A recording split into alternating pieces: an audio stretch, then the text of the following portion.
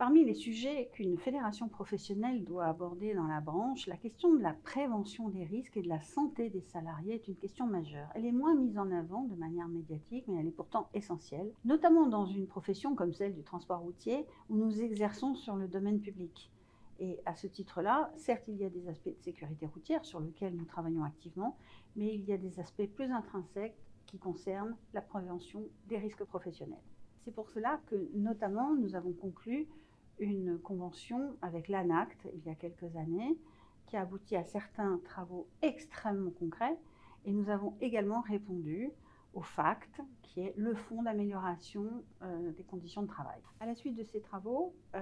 nous allons mettre en place des méthodologies pour aider les entreprises à mieux prévenir les risques et à mieux tenir compte de la santé de leurs salariés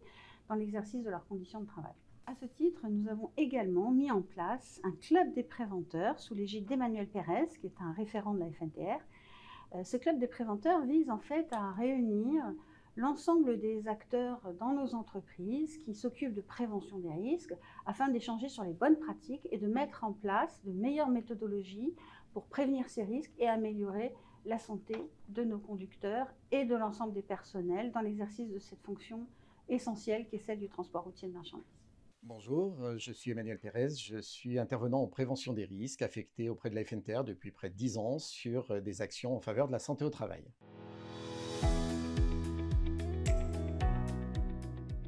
Alors, la culture de la prévention, c'est un état d'esprit assez global qu'il faut avoir au niveau de l'entreprise. C'est un investissement que l'entreprise va faire sur ses ressources humaines, sur ses moyens humains. C'est un moyen de faire en sorte que les personnes puissent travailler dans de bonnes conditions, travailler longtemps, travailler sereinement et être encore plus efficaces dans le cadre de l'activité professionnelle qu'ils exercent. Donc cette culture, elle est nécessaire parce que elle va permettre à l'entreprise de se développer, d'améliorer son image aussi, d'améliorer ses résultats et son effectif bien sûr, garder ses collaborateurs aussi longtemps.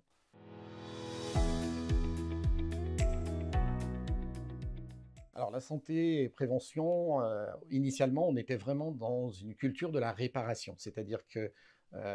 on attendait qu'un problème de santé arrive, et à partir de là, on essayait de voir comment on pouvait compenser ce problème de santé. Donc c'est ce qu'on a appelé de la prévention tertiaire.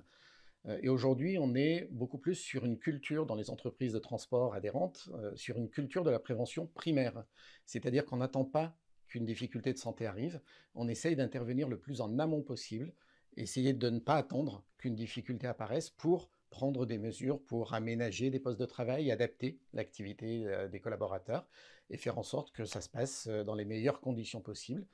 toujours dans l'intérêt à la fois de l'activité et à la fois du collaborateur qui exerce.